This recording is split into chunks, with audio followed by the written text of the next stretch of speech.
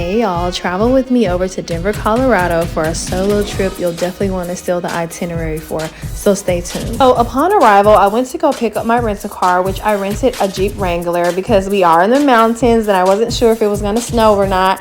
I ended up staying in this really cute neighborhood called Highlands and rented a Sonder, which is like a mix between a hotel and an Airbnb. Highly recommend this if you want more of like a home vibe when you're away from home. The next morning, I started off slow and then hit the road because I had a 2-hour journey over to Canyon City where I was going to be doing my excursion for the day.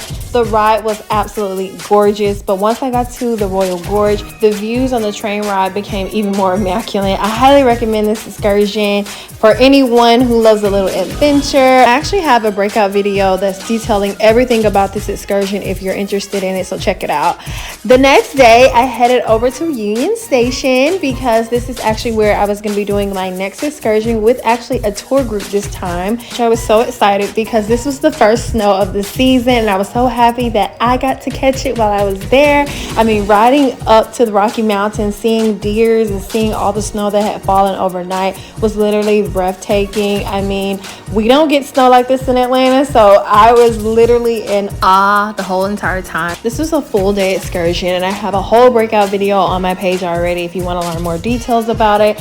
But guys, after we left the Rocky Mountains, we headed back down and we went over to the Stanley Hotel, which is a very famous hotel because it is famous for the movie Dumb and Dumber, and I think the most famous for the movie The Shining with Jack Nicholson. But I ended up heading into the bar because I needed something to warm me up. I ended up getting me a hot toddy. Next thing you know, we were riding through Boulder and headed back on down to Denver. That night, I ended up going to William and Graham, which is a nice, cute speakeasy. If you are looking for a nice restaurant to go to, highly recommend this restaurant. The food, the drinks, the service, everything's spectacular. I ended up getting the char grilled oysters and the rack of lamb, and both were delicious.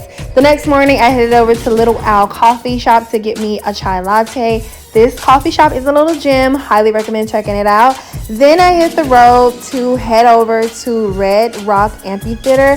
Now guys, the ride here is phenomenal as always. Literally every view in Denver when you're riding is literally like a picture out of a book. But the next thing you know, I was at the Red Rock Amphitheater, and this is actually a concert venue. So they actually do shows here. Tons of big artists have done shows at this very place. But you can also do trails here. Lots of people come here to walk their dogs or to work out or just to do like I did, just take in the views. I then headed off to lunch because I heard that Denver had some really good pizza spots. So I went to Blue Pan, which did not disappoint. Highly recommend if you want some pizza when going to Denver. On my last day, I woke up to a winter wonderland because it had snowed overnight. And for the first time in my life, I had to drive in 4-wheel drive, which wasn't that bad. But yeah, I'm not gonna lie, I was very nervous. But guys, traveling to Denver is the perfect way to start off the holidays that we're going into, or to just do an amazing winter trip. I will see you guys in the next video. Bye.